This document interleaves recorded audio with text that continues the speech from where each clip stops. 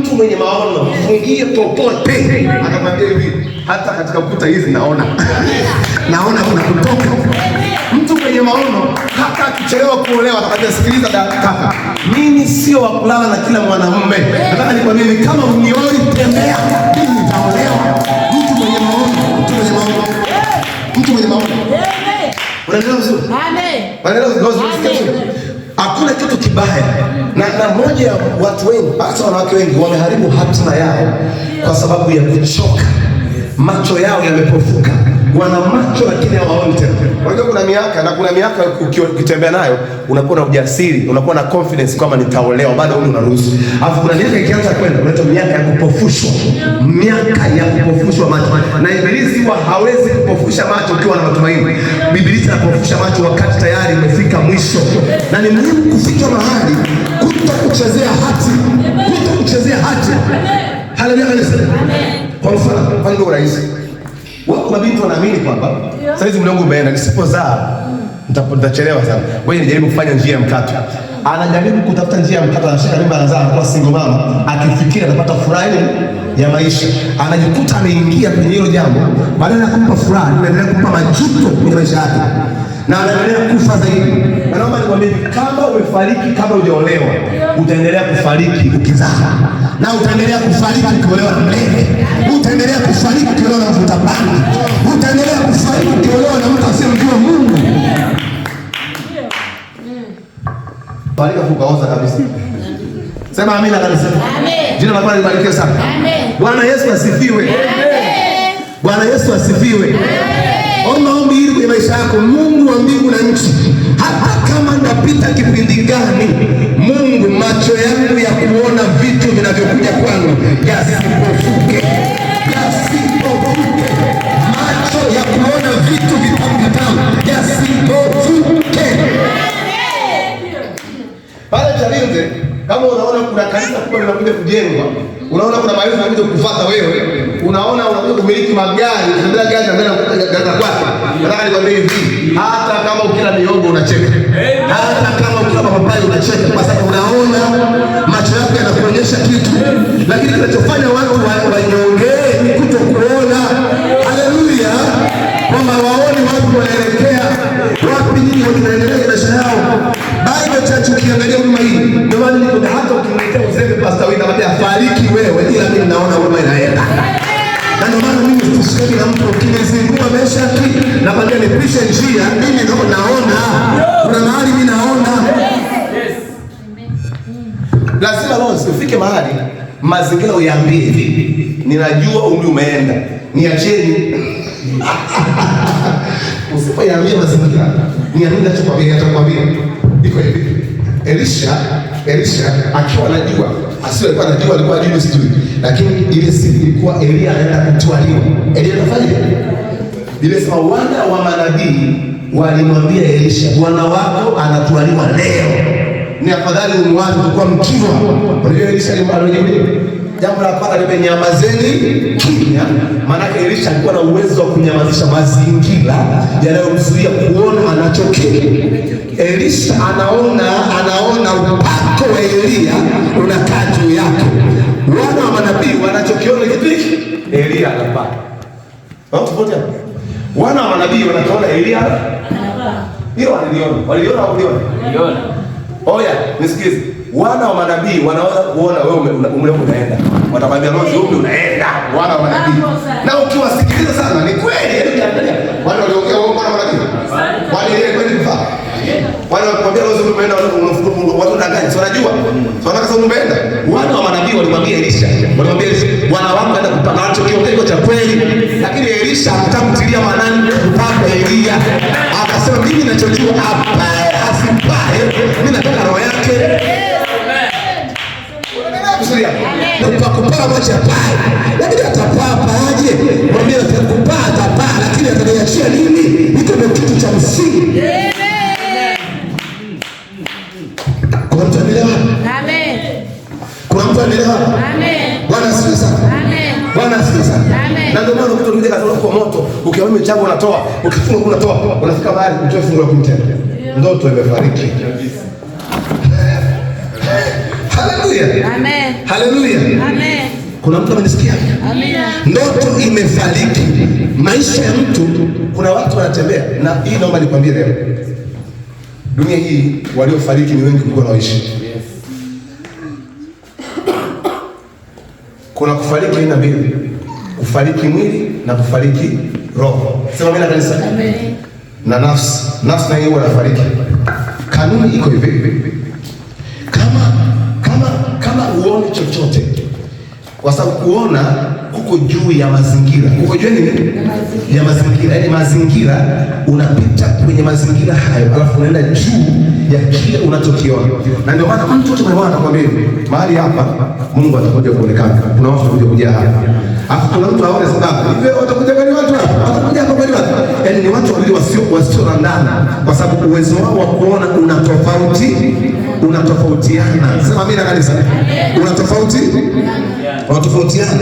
Sasa ni muhimu ukajua kile Mungu anazungumza kuhusu maono. Kuhusu nini? Maono. Haleluya.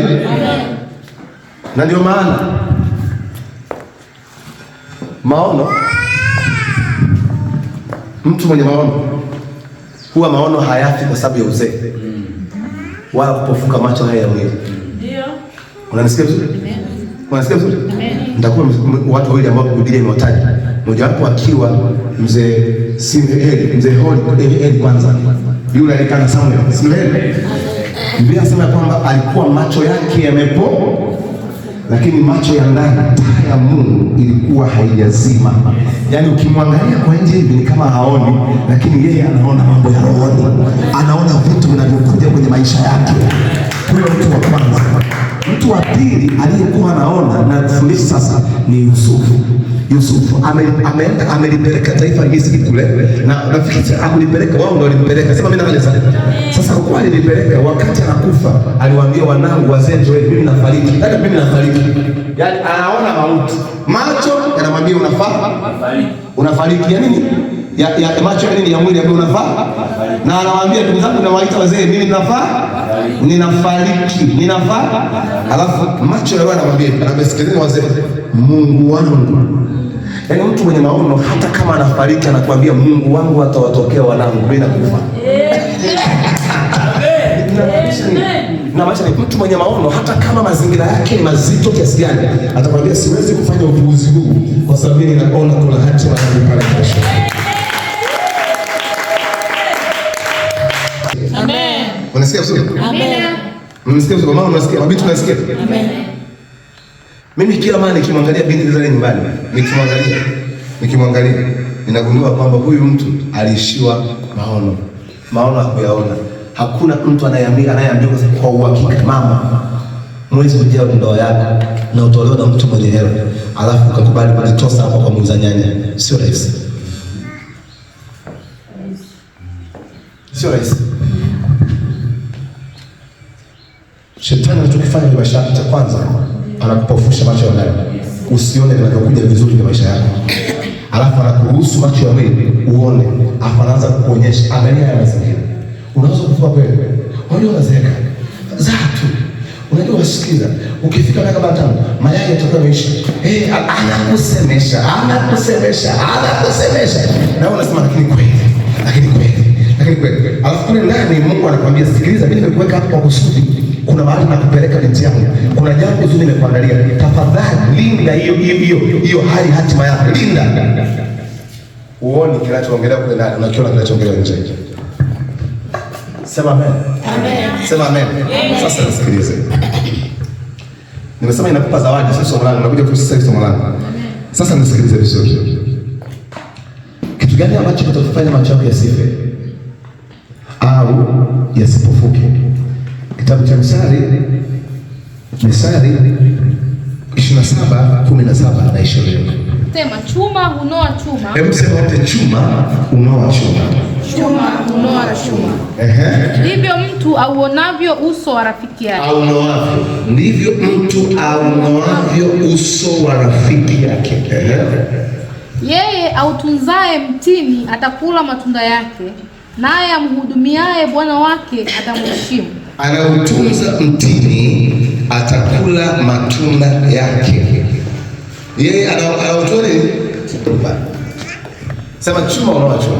Chuma unaoa chuma. Sema chuma unaoa chuma. Njoo. Chuma unaoa chuma. Ni kwa sababu nimeongelea kuhusu pasipo maono. Chuma unaoa chuma. Iko hivi. Ipo hivi, nisikilize kwa makini sana na unielewe vizuri hapa. Chuma unaoa chuma. Chuma inatabia kunoa chuma. Ukichukua chuma ukapeleka kwenye mti hakiwezi kunolewa. Umeelewa vizuri? Ni lazima ujue kwamba chuma kinanolewa na nini? Na chuma. Na kanuni iko hivi, chuma kimoja kisipokuwa na makali, kimoja kina makali, kile chenye makali kinaweza kumnoa mwingine. Umeelewa kwa Mungu? Sasa ili huyu mtu aweze kwenda anakotakiwa kwenda, na yeye ni butu, kwa wengine butu manake hana maono, anahitaji kukutana na mtu mwenye maono, mtu mwenye macho, mtu ambaye atamwambia mambo yanayokuja, mtu atamwambia mambo yanayokuja. Na labda nikwambie hivi, uhitaji mambo unayoona leo, unahitaji mambo yanayokuja uyafahamu. Mambo yanayokuja leo hayatakusaidia kesho. Unahitaji mambo yajayo ya kusaidia kwa siku zijazo. Unanisikia vizuri? Bwana asifiwe sana. Sasa mimi kama nikiwa chuma, huyu mtu akinifuata atakuwa chuma, automatically atakuwa chuma. Haleluya anasema. Atakuwa nini?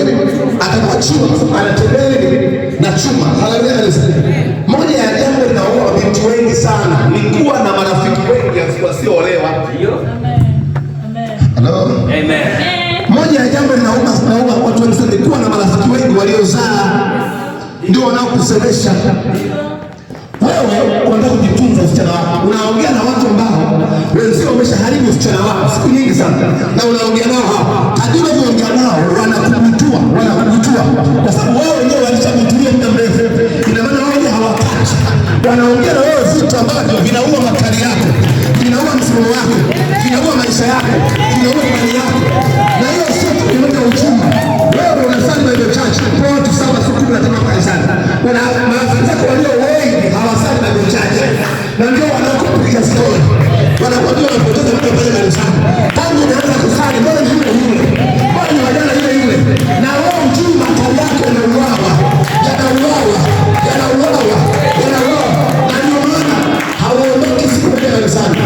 Ulikuwa na mambo wa kwenda ibada. Sasa tunakuja mara Jumatano unadochi. Utaenda na Ijumaa na yenyewe unadochi. Utaenda mpaka Jumapili Ijumaa. Mwambie tu macho yanaanza kupofuka. Jumapili Ijumaa. Na ikifika Jumapili unafika saa 4. Ibada imesha.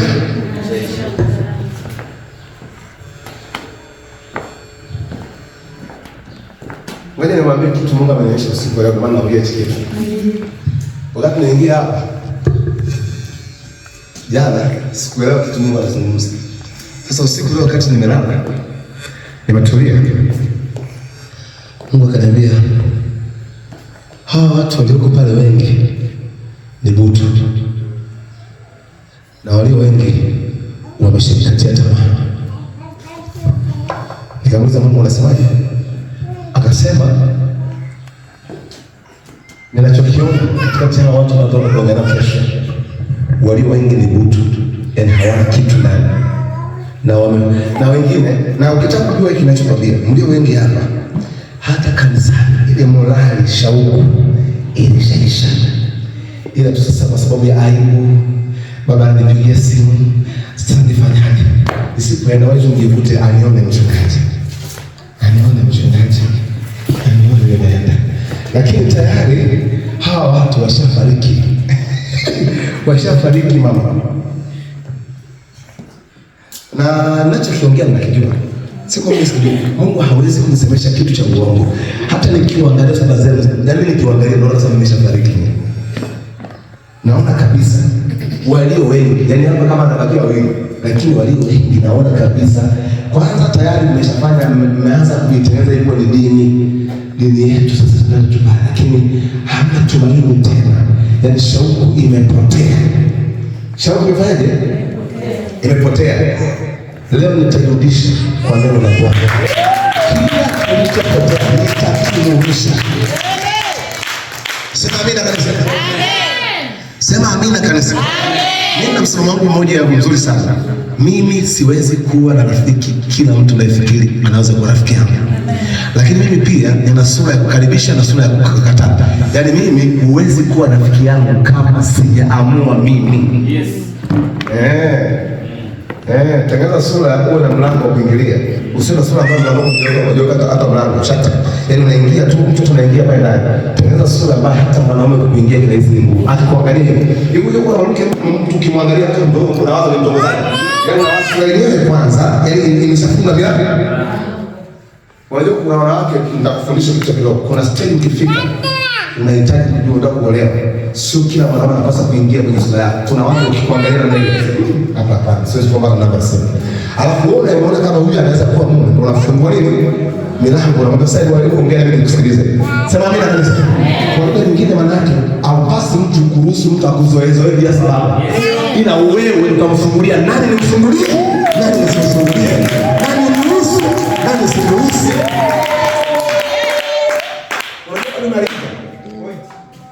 Uso wako hauna mlango. Kila mtu anataka kuingia na mama anaingia. Akiwa mwanaume anaingia, mdada anaingia, mama anaingia, mfanyakazi mzee anaingia. Anaingia na kutoka anytime, muda wowote. Na ndio maana hata heshima yako imepungua. Ndio maana hata walikuwa wanakuheshimu hawakuheshimu tena. Walikuwa wanakuheshimu mwanzo na hawakujui. Sasa wanakujua wameshakusahau. Na ndio maana leo unasema ulikuwa ni siku ni wewe mwenyewe umefungua milango ya watu kukudharau kwa sababu sura yako haina mlango. Tengeneza mlango. Sio kila mtu aingie kwenye sura yako. Sio kila mtu akubali kupita pale. Nasema hivi nikiwa na maana hii. Ngoja nikwambie. Watu wana uwezo wa kuamua wewe utakuwa nani. Watu. Haijalishi ya watu unawapenda wapende, maadamu unawapa nafasi ya kuingia ndani mwako, wataamua utakuwa nani. Mtu yeyote unamruhusu kuongea na wewe anaweza kaamua hatima yako kesho. Amen. Ni ngumu kunena kuzungumza. Haleluya kanisa. Amen.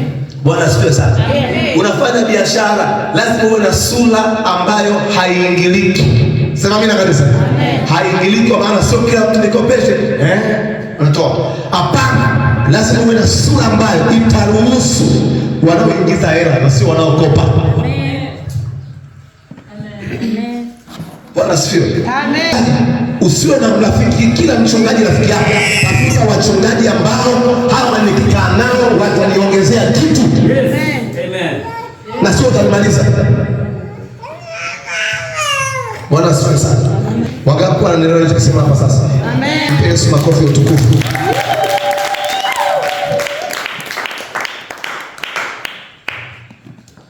Haleluya. Amen. Nimesema chuma unaona? Chuma. Ndivyo mtu unaoavyo mtu mswali wa rafiki, wa rafiki yake. Anasema ukiutunza nini? Pale chini anasema nini tunafuata? Ukitunza utunzae mtini atakula matunda yake. Hebu sema autunzae mtini. Autunzae mtini. Unajua maana mtini nini? Yeye anautunza mtini. Mtini ni maisha yako, moyo wako ndio mtini wako. The way unautunza mtini wako, utakula matunda ya huo kutunza huo mtini. Watu wengi wana maisha ambayo wenyewe hawajawahi kuyatunza. Hawajawahi. Nisikize subirani. Hakuna mtu anaweza kutunza huu mtini isipokuwa ni wewe. Na mimi nawaambia kwa dada, hakuna mwanaume anayekuhurumia isipokuwa wewe. Haya ni makosa dada wengi mnayafanya. Mnapoenda kwa wanaume kutafuta huruma za wanaume wahurumie. Na wakati mwingine mnaenda mnawaeleza maumivu yenu. Nimeumia sana. Unafikiri unayemwambia atakuja kukuhurumia moyo wako. Sio kwa Mungu. Mnajaribu kueleza sasa. Kwa mfano, wakati mwingine wanaume wanawatoa maana kwa kutokutunza mtini. Kwa mfano, hata kama unachumbiwa leo, jifunze kutokuonyesha udhaifu wako, tunza heshima yako. Na moja ya sehemu za kutunza heshima yako ni kutokujidhalilisha. Umechumbiwa asubuhi, jioni naomba gesi. Kesho unabiko ni nyumba inaishi. Huko ni kutokutunza mtini wako. Na ndio maana wanaume wengi wanakimbia haraka kwa sababu hapa nimeingia kwa chima ulete. Sijaingia kwa wife. Kwa sababu kama tu nimemchumbia jana, anaanza kuniambia habari ya gesi imeisha. Ananiambia kodi imeisha. Je, nisingeingia mimi nani angenipa kodi? Ina maana huyu mwanamke, kumbe huyu mwanamke ni mtu ambaye anajiuza. Huyu sio mke wa kuoa. Wakati mwingine hata kama una njaa nyumbani, tunza mtini wako. Tunza mtini wako. Hata kama kodi imeisha, Mtaniwaji baba alipenda. Kama alipenda kama alihudumia. Nisikilize, hakuna mwanaume anayependa kuchoshwa. Labda nikuonyeshe kitu cha kiroho hicho. Hata kama mwanaume ana hela, mimi nimegundua kuna mwanaume ana hela lakini hapendi kuchoshwa. Mwanaume anataka yeye kwanza aone wewe unafanya nini, unampenda kwa sababu gani. Sasa autunzae mtini wake atakula matunda yake. Sasa nini mnachokosea? Kwa mfano, kama niseme kitu kwa sababu ipo hivi. Bwana asifiwe. Amen. Bwana asifiwe. Amen. Mimi ukiachilia mbali sana mchumba na mtu mwingine, mimi katika maisha yangu sipendi kitu kinaitwa kuombwa. Haleluya. Kwa mfano kaniambia naomba hela. Naomba hela. Yaani ukiniambia unaomba tu hela, unaniomba tu. Umeshakuwa adui yangu. Niulize kwa nini? Haleluya kanisa. Sipendi kuomba na sipendi kuombwa. Umeona hapo? Yaani sipendi kuomba na sipendi kuomba. Nikija kwako sitaomba. Kuomba ni kudhalilisha mtini wangu. Hiyo ndio nasikia madam. Naomba sasa kutama kwenda kushia kesho. Hapa nimekopa. Maana yake mimi sio dhaifu. Ila leo nilipata naomba nipe na kushia kesho. Maana yake nionyesha nguvu yangu. Kuomba ni kuonyesha kwamba sina uwezo wa kulipa, wewe nisaidie tu. Na mtu anayekupa atakudharau kwa sababu wewe anakusaidia hata ulipaji, wewe umeshaishiwa nguvu. Umesikia basi? Nikija wewe ni hazina hela atakurudishia. Huyu mtu mpe, ana akili, kama ana akili mpe hela. Ukiona naomba, yaani kuna mijitu afikiri mishoga, unatamani kuhurumiwa utafikiri wewe ukumbwa na Mungu. Unawezaje kuomba kuhurumiwa wakati una mikono miwili, una miguu miwili, una mdomo na macho? Ngoja nikwambie, ni kudhalilisha mtu wa Mungu, ulikudhalilisha ile mtini Mungu amekupatia. Mimi ni kwa sababu nakwambia ni lazima na nasipigi piti ni kwa lazima na kulipa raha. Muda niliopanga na kulia ili nitunze heshima yangu kwa Rose. Asinione niko dhaifu. Mimi ni mtu mwenye nguvu, ila leo tu mambo yajelekana nini vizuri. Kuomba maana yake sina uwezo wa kulipa. Wewe nionyeshe kitu. Nionyeshe kitu. Hata kama unapawa kiasi gani, mtu leo kumwomba hela kwa 500 bila kurudisha, huna nguvu ya kumwambia chochote. Huna pawa. Pawa tu wapi? Niwewe kusaidia milioni moja hata sikuombe urudishe bure. Na ndio maana kutoka dada, kaka naomba niazime 300,000. Alafu ulipi. Siku akikutafuta wakati wowote itabidi uende kwa sababu ni mtumwa wa ile 300,000. Ni mtumwa. Maana kama ulinikopa na nikarudisha, huwezi kuniendesha. Njoo lala wewe. Uchukue za wewe, uchukue za nilikopa nikakurudishia. Hatudaiani mimi na wewe. Hatuna madeni. Lakini mtu ndio yule kaka anasema tu hajawahi kuniambia chochote, anasaidiaga tu. Hajawahi kuniambia chochote, ananisaidiaga tu. Sema anasaidiaga tu. Yule kaka ni mtakatifu sana, anasaidiaga tu. Hakuna kaka mtakatifu anayesaidia mwanamke. Yupo. Kama yupo nitakuta. Wewe nikwambie kuna wakaka hawajui kupiga sound. Huwa wanakusogeza kupitia pesa zao, wanakusogeza. Itapita miaka kadhaa na hela ya tabia kunyongonyeza moyo. Hela ya tabia kunyongonyeza akili. Hela ya tabia kunyongonyeza ufahamu. Utapewa. Kuna siku ile kaka anafanya Rose na shida bwana. Shida gani? Wewe ni brother wangu, siku zote tunasaidianaga. Kaambia Rose, mimi kweli siku nimefika mahali, ukweli nisaidie bwana. Hata kama uwezi kutoa nisaidie. Ukifikiria Rose miamala ilikuwa inaingia huko nyuma mwanangu. Miamala kodi lipa. Akafanya kila kusaidia. Wewe lazima na usaidie. Na hapa maana umemalizwa kisaikolojia, umemalizwa. Na watu wengi wanamaliza nguvu za watu. Unapopewa vitu na watu wanakunyongonyeza. Hujanielewa? Kama unibishia. Angalia watu wengi ambao ndugu zao wana uwezo, kaka yake, mama yake, baba yake. Hawa watoto hawana uwezo wa kufanya fight. Hawafight. Kwa sababu wamezoea hata akimwambia karibu bwana, ni kazi ngumu siziwezi. Yeye amezoea vyako. Vya nyingi na kama unaolewa na kijana ambaye yeye baba yake anamsaidia au kaka anamsaidia, ana ndugu. Uje kusikia anamsaidia. Mimi kabu ana hela wewe. Mimi bangu ana hela wewe. Maana hilo ni zoom, hilo ni zezeta. Hilo ni zezeta. Hilo ni zezeta. Usikubali kuolewa na mtu anayekutishia. Mimi kangu ana hela, si kwetu ana hela, ni kwao yana hela. Eti ana hela.